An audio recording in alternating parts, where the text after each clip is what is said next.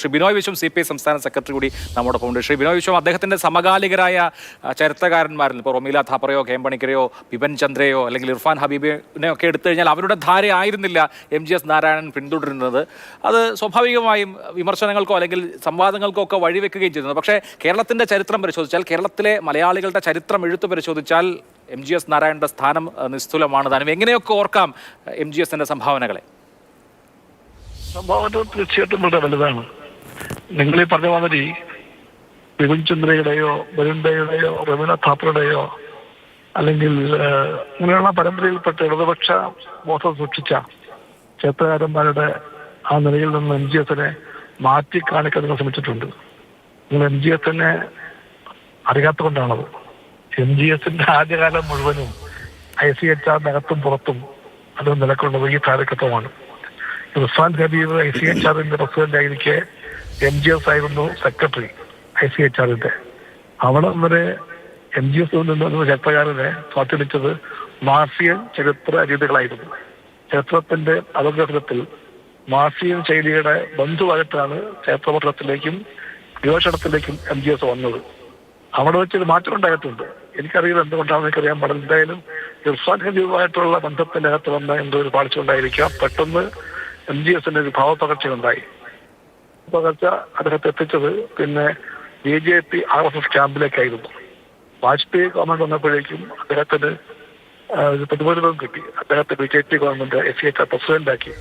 പിന്നെ കുറെ ഏറെക്കാലം ICHR-ന്റെ ആ പദവി ഇരുന്നുകൊണ്ടും അത് കഴിഞ്ഞിട്ടും MGSന്റെ പല വാദങ്ങളും RSSന്റെ ചരിത്ര ആവശ്യങ്ങൾക്ക് നിലക്കുന്നത് പോലെയായിരുന്നു.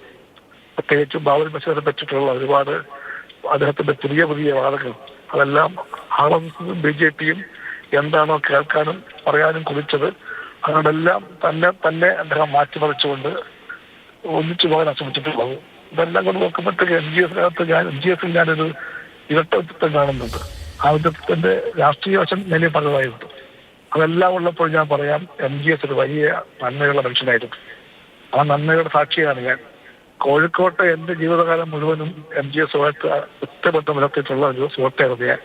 സ്നേഹിച്ചും കലഹിച്ചും ആ ബന്ധം ഉണ്ടായിട്ടുണ്ട്. ചില വൈകുന്നേരങ്ങൾ കേരളത്തിലെ ഒരു കാലഘട്ടം മുഴുവനും കോഴിക്കോട്ടെ വൈകുന്നേരങ്ങളുടെ കാലത്ത് സാംസ്കാരിക ചർച്ചകളുടെ വേദികളായിരുന്നു.